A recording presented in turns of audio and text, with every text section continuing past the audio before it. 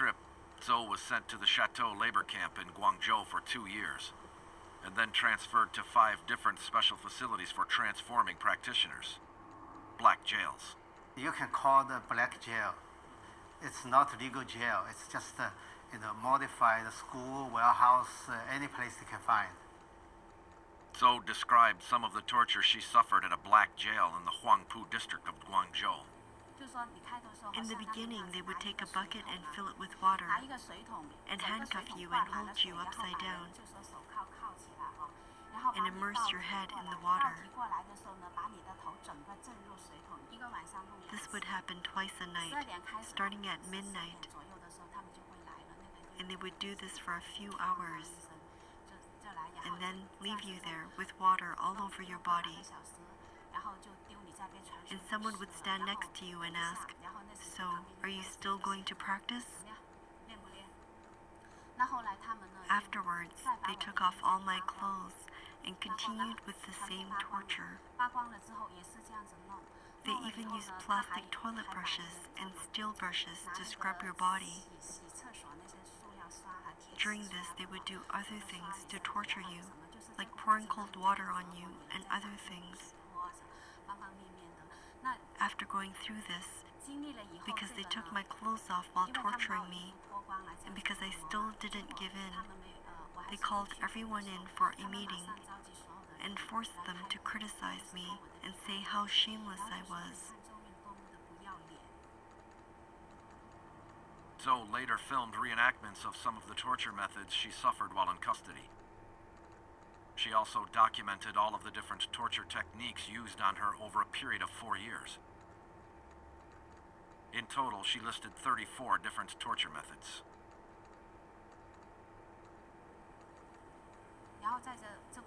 They would also beat you in many different ways. They would use sticks, brooms, or wires. Because I was often beaten, my whole body would be black. They would then use thick steel wires to beat me and would leave a red mark on my black skin. It was very painful, like my skin had been split open. It was very, very painful. They would also use wasabi to put on your eyes. Or on a hot day, they would close all the windows and put 2 thick blankets on you and tie you up like a dumpling for a long time. They would not let you down for a long time. It was very hot, the hottest time, and you would sweat. They wouldn't give you any water or food. Sometimes they would give you food and water to make you excrete more into the blanket, and it would become very smelly. All they were thinking was how to make it more unbearable for you. They would also use cigarette pipes to hit you on the head. At that time, my brain felt.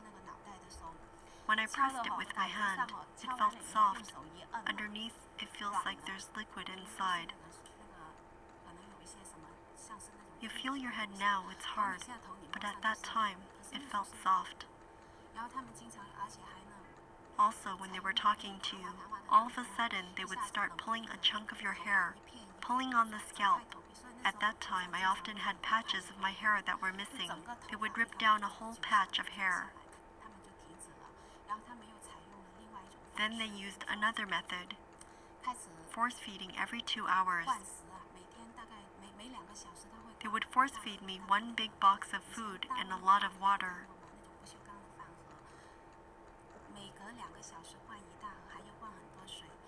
They would have you sit in the corner and constantly force feed you water and tea, and have you immersed in your own urine, because when you are force-fed so much food, you need to excrete, so it would be smelly. They did this constantly, and my clothes were all wet. At that time, it was very cold. In autumn, I think, around November or October, I felt very cold. One time I had my period, and there was a patch of red on the ground. This is what they did. They just left you there in your own feces and urine. At that time, they had exhausted all their methods of torture, especially in the end. They had one method called leg tying. This was one method they thought was very useful, but it didn't work on me. After they tortured me with it, I started to vomit whenever I ate or drank something. So under these circumstances, they let me go home. After coming home, Zhou decided to leave China and applied for a passport. But before she could escape, she was taken back into custody for 7 months. After again being tortured to the point of death, she was again released. After spending 4 months recovering at home, Zhou eventually fled to Singapore and Malaysia, before gaining asylum in Indonesia.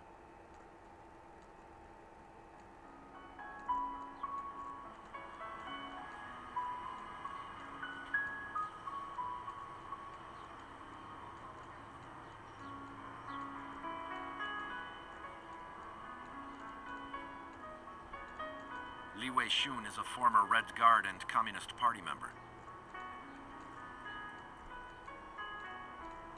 After the persecution began, she appealed 3 times at the provincial and national appeals offices. At Tiananmen, the environment there was very tense. The public was all nervous, and the patrolling police would ask anyone they see, "Do you practice Falun Gong?" After I evaded them, we asked around about how to get to the appeals office. And after we found out, we went there. When we arrived, before we even set foot in the appeals office, when we were a distance from the front door, 4 or 5 people surrounded us. They asked, "What are you doing here? Do you practice Falun Gong?" We said yes.